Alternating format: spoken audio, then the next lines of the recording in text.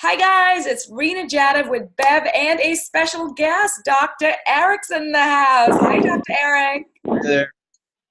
Super excited that on today's live call with Bev, Dr. Eric's going to answer some questions, give her some tips.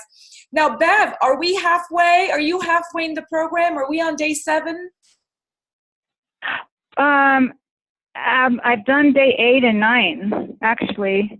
So you are absolutely past the halfway mark. So Yeah. talk a little bit about your last couple of days. Okay. Let's see.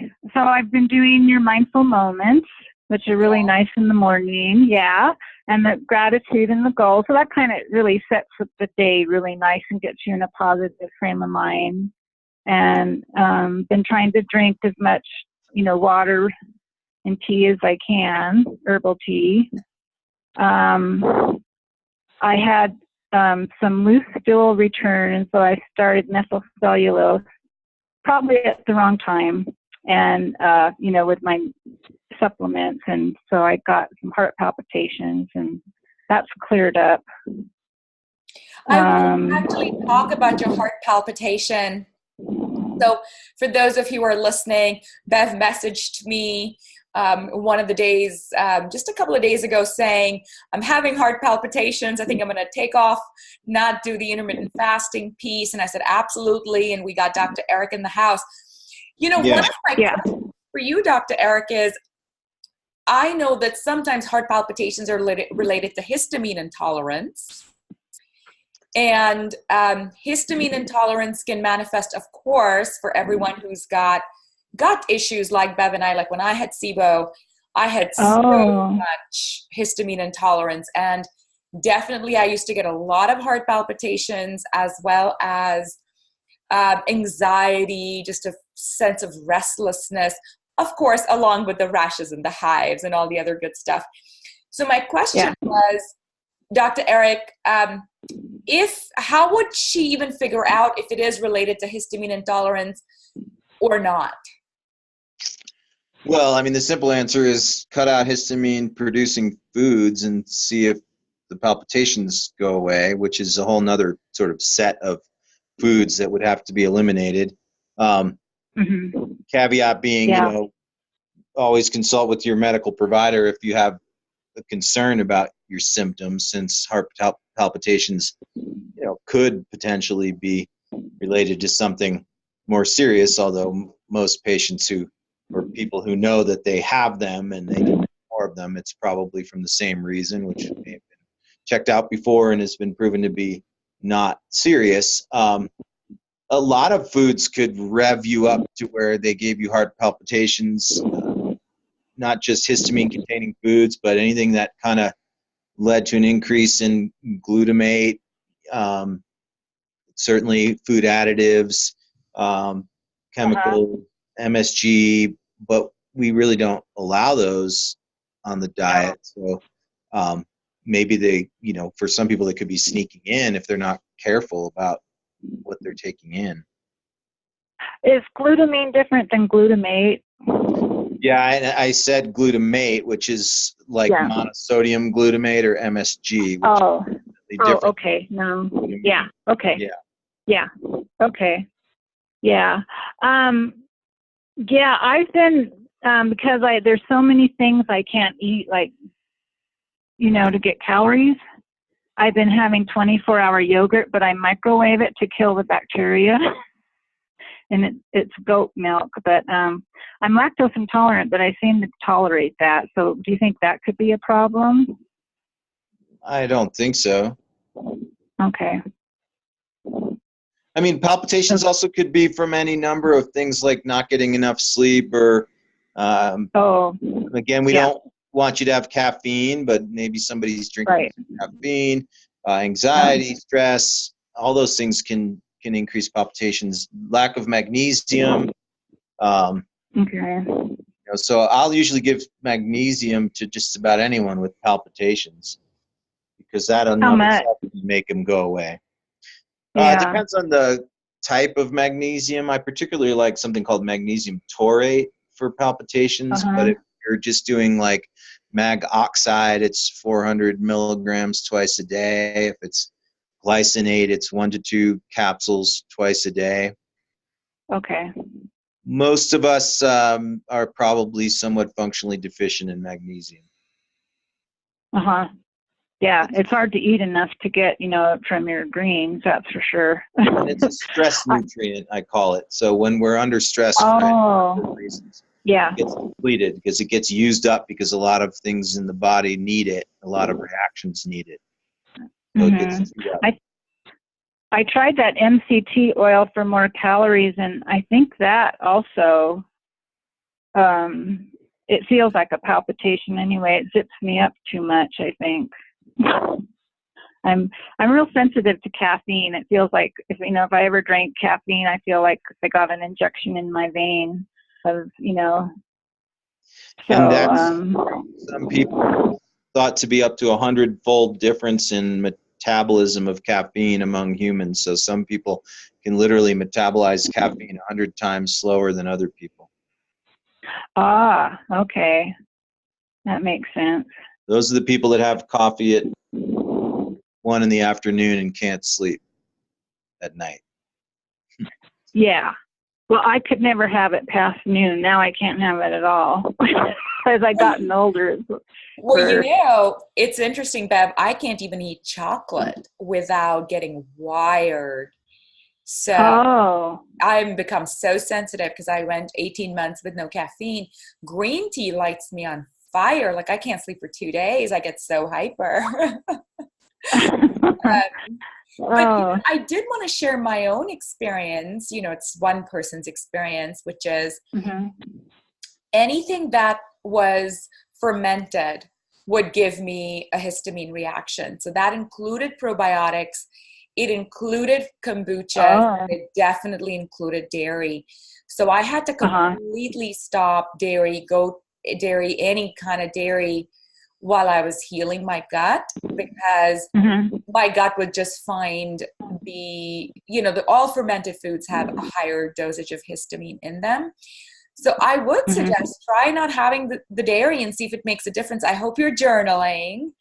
And if you haven't read up on histamine intolerance, the easiest way is there's an article on our site which describes how histamine intolerance is all about filling a bucket. And so you fill, and you don't have a reaction. And then when you tip over, you have this big reaction. And so like one day you may have dairy and you're fine, but another day you have dairy and it's like all hell broke loose. And so what I started doing was I started tracking like, okay, what else did I have? So for example, all these broths, like bone broths and stuff, they have histamine. Yeah. If you Google histamine, high histamine, or high histamine trigger foods, you'll get a list. And it's just a good thing to test. Because like Dr. Eric said, maybe it's not even histamine intolerance, but it's easy to test for 3 days and eliminate it or confirm it. So I would just recommend take the next 3 days, get the list of what are the histamine producing foods. So there's one that actually have histamine and the other that trigger histamine. And just see of those, which ones are you taking? And then do a couple of days without any histamine. Now you're cleared out. And then you start to build and you see if the palpitation is linked to some of the foods. Or, of course, I think magnesium is as Dr. Eric recommended. And then just again, tracking, you and I had talked about hydration because you felt like maybe you're dehydrating.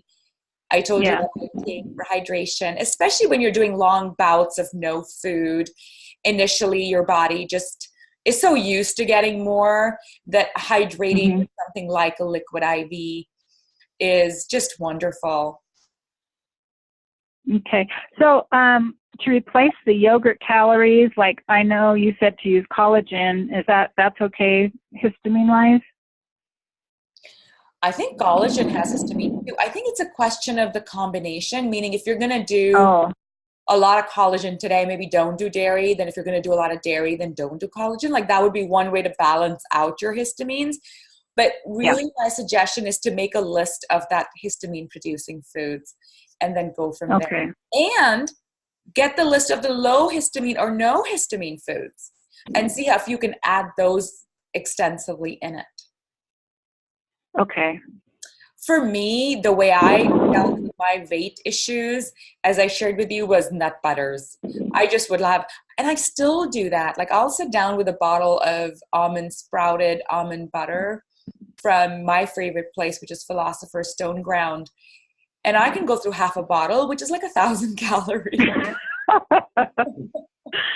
I'm not recommending that to anybody.